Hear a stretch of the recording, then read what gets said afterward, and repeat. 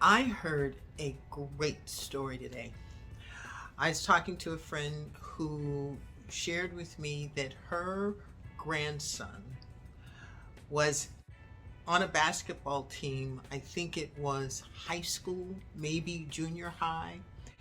And he and his brother were playing on the same team. And they were playing against a team that was very aggressive. And they hadn't played this team before. And not only was the team aggressive, the parents in the stadium, in the bleachers, they were aggressive. And some play went down, and one kid got into the face of the brother of my friend's grandson. So, one of her grandsons. This kid gets into her younger grandson's face, and they are going at it.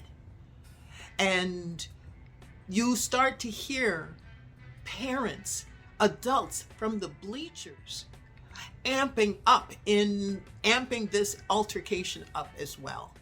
It is getting close to being out of control. And both of the young boys are actually martial artists, so they know how to take care of themselves.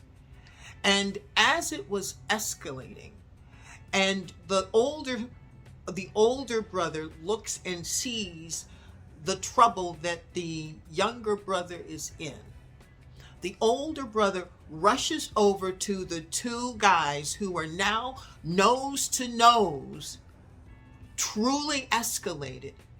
He moves his brother out of the way. He steps in front, and then he hugs the guy that the brother was arguing with. He hugs him. And the guy being hugged, the young man being hugged, releases and begins to weep like a baby. Oh my God, there's so much that I love about this story. And there's so much that we need to pay attention to about this story. We cannot ignore or deny that our society is on edge. Tempers are high, nerves are frayed, people are afraid of everything. And that feeds right into the nature of the surviving self. So you've got this tendency that most people don't even know exists inside of them to always be in survival mode. Then you have the actual stresses that are part of our social structure these days. And then you've got this competition and adults who are also overwhelmed, frayed, and now reactive.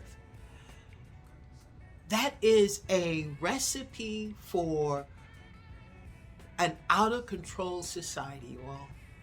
And we have to learn from the grandson who rushed in and hugged as opposed to fight.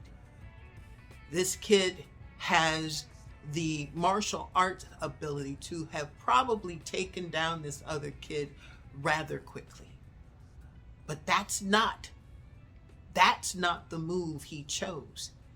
There was enough space inside of his thinking for him to take a bigger view. There was enough humanity in his soul for him to take a higher view. There was enough clear thinking for him to choose as opposed to react.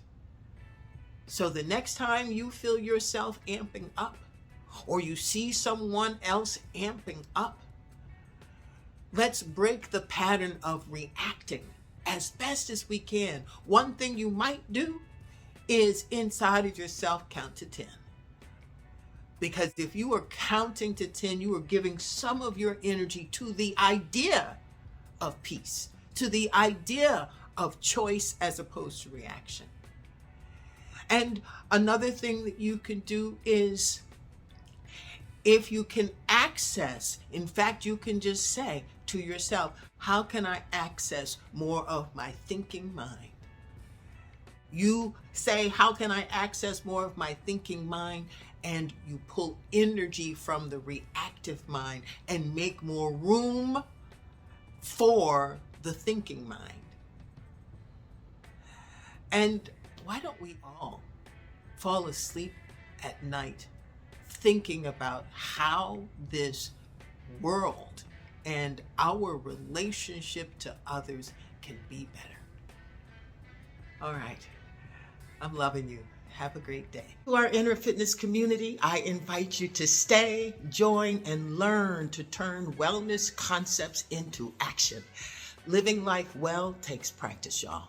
So simply click the subscribe button to practice together, grow this conversation, and change the world. I can't wait to read your comments and hear how your life changes for the better. Thank you for subscribing. Let's thrive.